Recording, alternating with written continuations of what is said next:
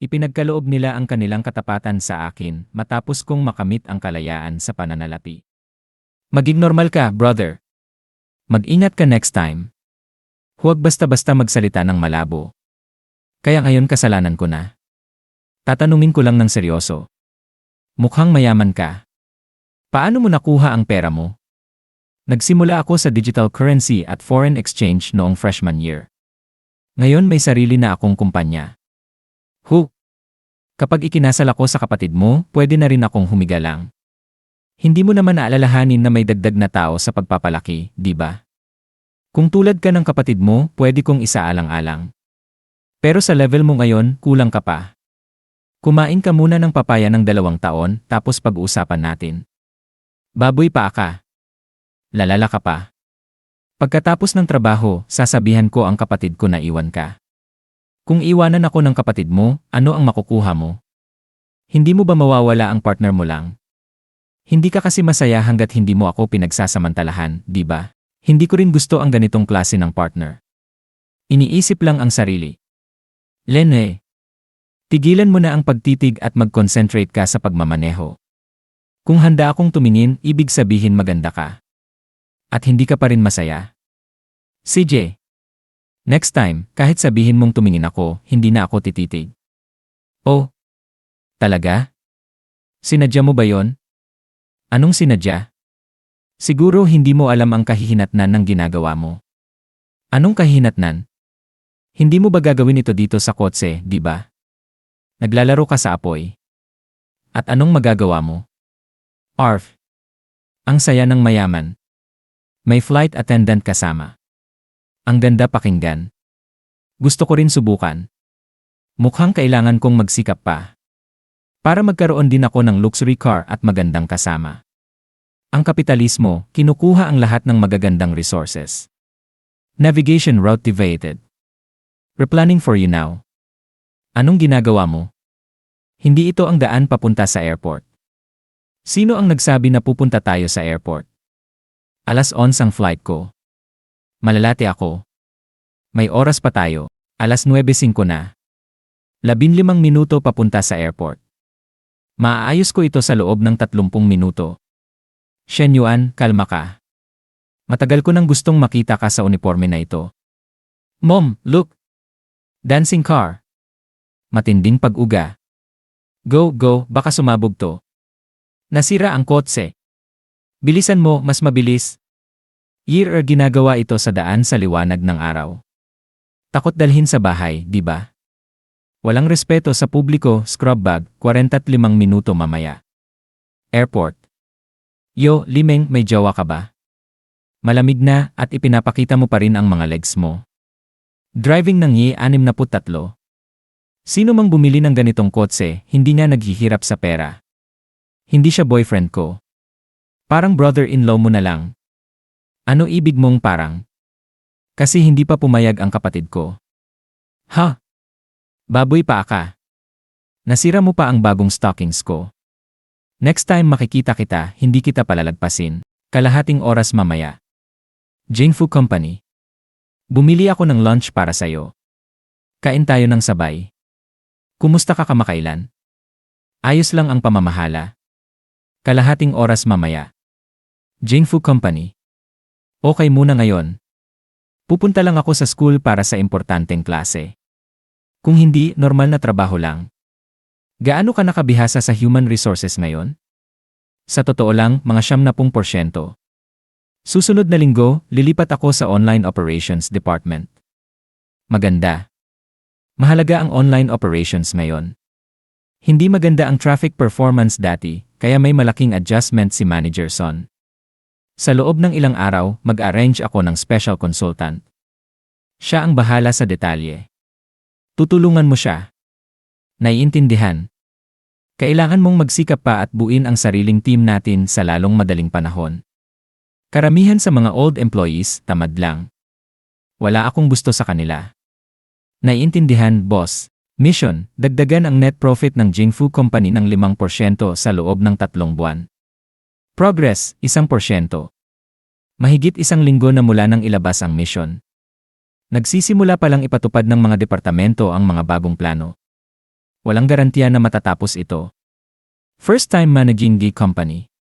Hindi madaling pataasin ang profit. Sa totoo lang, hindi ako sigurado. Ang kaya ko lang gawin ay sundin ang aking pagkakaintindi, pagsamahin sa natutunan ko sa Executive Business Administration at Human Resource Management at magkaroon ng malinaw na konsensya. Siwi. Shenyuan, halos tapos na ang renovation ng villa. Nagtatapal na sila ng tiles at nagpipinta. Gusto mo bang pumunta at tingnan? CJ. Pupunta ako mamaya. Wala namang masyadong makikita sa site. Naibigay na ang natitirang bayad na 5 milyon. Pero matagal ko nang hindi nakikita si Suksiwei. Sige na nga, pupunta ako. Sinabi ng boss ko na ipaalam sa iyo ang tungkol sa smart home system. Maaari mong kontrolin lahat mula sa telepono mo. Appliances, temperatura, halumigmig. Kung may tagas ng gas o tubig, makakatanggap ka ng alerto sa telepono mo. Ang dami mong sinasabi. Paano ko pa matatandaan lahat yan? Paglipat mo rito at manatili ng 2 araw kasama ko, malalaman mo na lahat. Kailangan ko pa rin magluto sa bahay para sa nanay ko at kay Xiao Ji. Madali lang yan. Maghara ko ng nani para sa 2 araw. Okay ba yon? Ira the way, Shenyuan, naaalala ko lahat ng utang ko sa'yo. Siguradong babayaran kita balang araw. Lumilipat ka ng paksa. Pamilya tayo. Hindi kailangan maging malayo sa isa't isa. Shenyuan, huwag, boss ko, nasa itaas pa. Kung ganun, pumunta tayo sa media room at isara ang pinto. Noong nakaraan, lumampas na siya sa hangganan. Hindi ko inasahan na mas magiging matapang pa siya ngayon. Shenyuan, pwede ka bang maging mas mahinahon? Baka bumaba ang boss ko eh. Lalong tumindi ang atmosphere, higit pa sa inaasahan ko. Hindi lang pagiging malapit, kundi ang kakaibang sensasyon ng presyon at init. Hinay-hinay pa niya. Makinis at maayos ang kanyang baywang, matatag at graceful ang kanyang katawan. Tunay na kapansin-pansin. Masakit. Pasensya. Hindi ko kontrolado ang sarili ko. Ako rin ang naging walang pasensya. Shenyuan, pwede ba tayong bumalik sa itaas mamaya? Eman, CJ. Tumaas ang affection level ni Xiwei. May katuturan ito. Sa pribadong setting, sa malapitang interaksyon, mas mabilis tumataas ang emosyon. 20 minuto mamaya. Gusto kong itanong kung ano na nga ba ang relasyon namin ngayon. Pero ganitong tanong marahil dapat ang lalaki muna ang magbukas ng usapan, di ba? Ano ng problema? Wala.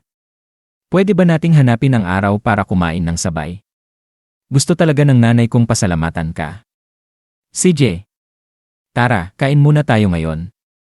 2 oras mamaya. Sinyo, ano ba ang kinakain mo noong bata ka? Regular na pagkain. Ibig kong sabihin, dito. Suan-suan, tigilan mo na ang kalokohan. Ewan ko rin. Kiritihe. Nakakainggit talaga. Nandito ka. Kumain ka na ba? Kumain na. Gusto mo bang maligo na ngayon? Hindi mo pa nagamit ang bathtub. Papatakbo ko ng tubig para sa'yo. Eman, CJ. Sinyo, tignan mo. Spoiled na spoiled ang kuya ko ng sister-in-law niya. Pati ang paliguan niya ang inaasikaso. Sa ganitong level, kahit emperador, hindi ito mararanasan. Suan-suan, bakit nandito ka na naman? Anong kwarto ang tulugan mo? Nandito ako para asikasuhin si sister-in-law at Sixinyo. Siyempre, kasama ko Sixinyo sa pagtulog. 2 mabangong babae magkasama. Grabe na. Sa sobrang tamad mo, ikaw pa ang mag-aalaga sa sister-in-law. Masaya na kung hindi kanya kailangan alagaan. Hoy, huwag mo lahat kainin, kuya. Kuya-in-law, kung gusto mo pa, pwede akong bumaba at bumili pa. Sinyo, bibili ng ano? Ikaw pa ang spoiled ngayon? Nagsimula sa 6 na po ang affection ni Sinyo at ngayon 63 na. Steady progress. Malusog ang growth pace. 63. Shenyuan, pwede ka nang pumasok. Dumarating. Masarap na makatulong sa kuya-in-law. Marami na siyang ginawa para sa sister ko at pamilya namin. Tama lang na asikasuhin natin siya ng konti. Tama ang dumi. Kamay para sa damit, bibig para sa pagkain. Spoiled mo na siya hanggang sa maging giant baby. Maliit lang ang mga bagay na ito. Hindi ito gaanong mahalaga. Kahit ako pa, ha? Sinyo, bakit biglang namula ang mukha mo? Ganun ba? Siyempre. Nangangalit ang mukha mo. Hindi mo ba nararamdaman? Ewan ko eh. Huwag mo sabihin gusto mo rin ang kuya ko. Sabihin mo na ng tapat. Ahaha, paano naman ahahan? Suan-suan, tigilan mo na siyang asarin. Ang ginhawa. Nana, pakiramdam ko bawat butas ng katawan ko ay relax na. Perfect. Ima-massage pa kita ng konti. Marunong ka mag-massage. Kailan ka natutong ganoon? Online. Sinubukan ko kay Xinyu ng ilang beses nitong mga nakaraang araw. Sabi niya, ang saya. Kung masyado ang pressure, sabihin mo lang. Elon ni. Nana, natutunan mo ang masamang gawi. Natutunan ko ito para sa'yo. Kahit na sinanay mo kay Xinyu, imposible itong natutunan mo ng ganito kabilis. Napanood ko sa videos. Lihim akong nag-aral ng ilang gabi. Kumusta? Elon. Nana, ang galing mo talaga. Sama-sama tayo, Nana. Elon ni. Shenyuan, tumatunog yung telepono mo. May problema ba? Kahit ano pa, hindi ito kasing halaga ng ginagawa natin ngayon. Kalahating oras mamaya. Shenyuan, matagal na kitang hindi nakikita. Miss na kita. Alam kong miss mo rin ako, kaya bibigyan kita ng ilang pictures. Enjoy. Nakita na. Gumiging mischievous na si Hiwi. Yan lang. 2 salita lang matapos ang lahat ng ito. Lene. Sigurado ka ba na nakita na at hindi na ayos na? Mali mo ako tinataya. Sa tingin mo ba maapektuhan ako ng ganitong play na bagay? Kaya gusto mo bang magpadala ako ng mas maganda? Papahalagahan ko. Ipadala mo agad. Si Yuan Bao ay malinaw na natutukso pero hahayaan ko siyang maghintay. Iyon ang saya sa pag-ibig.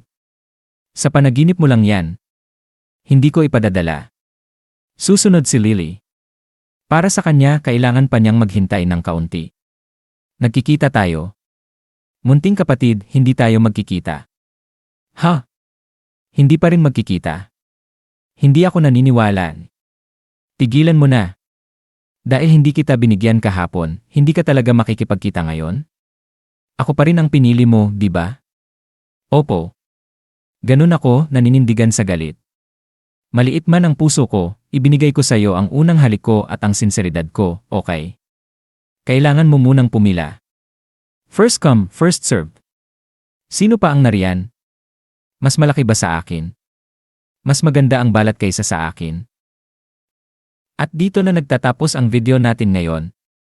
Maraming salamat sa panonood, sobrang na-appreciate ko kayo lahat. Kung nagustuhan nyo ang content, huwag kalimutang i-like at mag-subscribe para hindi nyo ma-miss ang susunod na mga videos. May gusto kayong sabihin o may tanong?